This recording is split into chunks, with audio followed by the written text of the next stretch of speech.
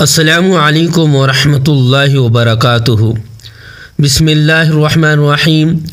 صرف 5 منٹ کا مدرسہ قرآن و حدیث کی روشنی میں 23 ربیع الاول اسلامی تاریخ رسول اللہ صلی اللہ علیہ وسلم کی مبارک پیدائش۔ آخری نبی حضرت محمد صلی اللہ علیہ وسلم کی مبارک پیدائش مکہ مکرمہ میں ماہ ربیع الاول مطابق ماہ اپریل سن 771 عیسوی پیر کے دن ایسے ماحول میں ہوئی کہ پوری دنیا پر کفر و شرک کی تاریکی چھائی ہوئی تھی اور انسانیت گمراہی میں بھٹک رہی تھی۔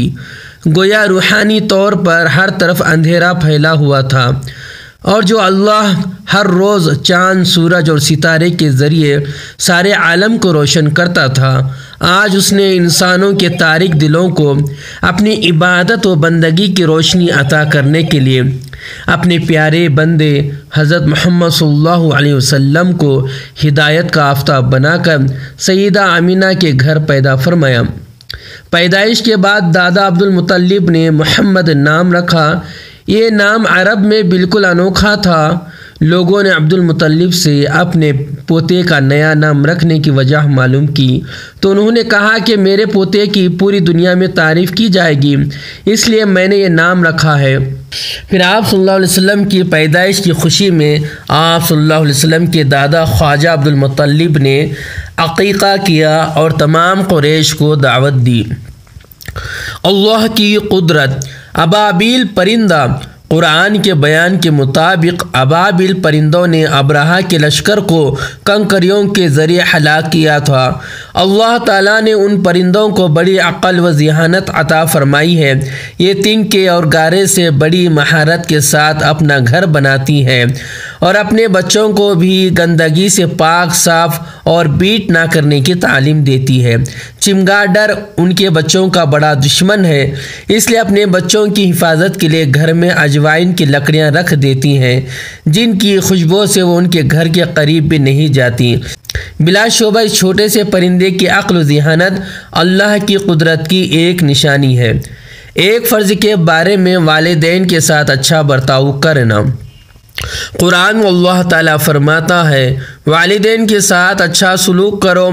فائدہ والدین بڑی مشقت و محنت سے بچوں کی پرورش کرتے ہیں، اس لیے والدین کے ساتھ اچھائی کا معاملہ کرنا اور ان کی ضروریات کو اپنی طاقت اور حیثیت کے مطابق پوری کرنا فرض ہے۔ ایک سنت کے بارے میں خوشی کے وقت سجدہ شکر ادا کرنا۔ رسول اللہ صلی اللہ علیہ وسلم کو جب خوشی کا موقع آتا یا کوئی خوشخبری سنائی جاتی تو آپ صلی اللہ علیہ وسلم سجدہ شکر ادا کرتے۔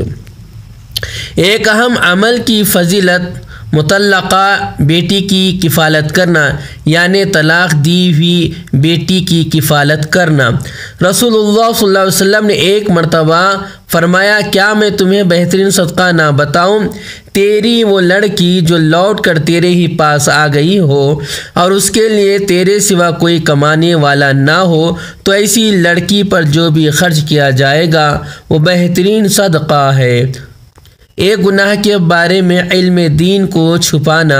رسول اللہ صلی اللہ علیہ وسلم نے فرمایا، جس نے علم کو چھپایا قیامت کے دن اس کو آگ کی لگام پہنائی جائے گی۔ دنیا کے بارے میں مال عاریت ہے۔ حضرت عبداللہ بن مسعود رضی اللہ تعالی عنہ فرماتے ہیں، تم میں سے ہر ایک مہمان ہے اور اس کا مال عاریت یعنی ادھار ہے، اور مہمان یعنی انسان اس دنیا سے جانے والا ہے اور عاریت کی چیز اس کے مالک کو لوٹانی پڑے گی۔ آخرت کے بارے میں قیامت کے دن کافر کی تمنا۔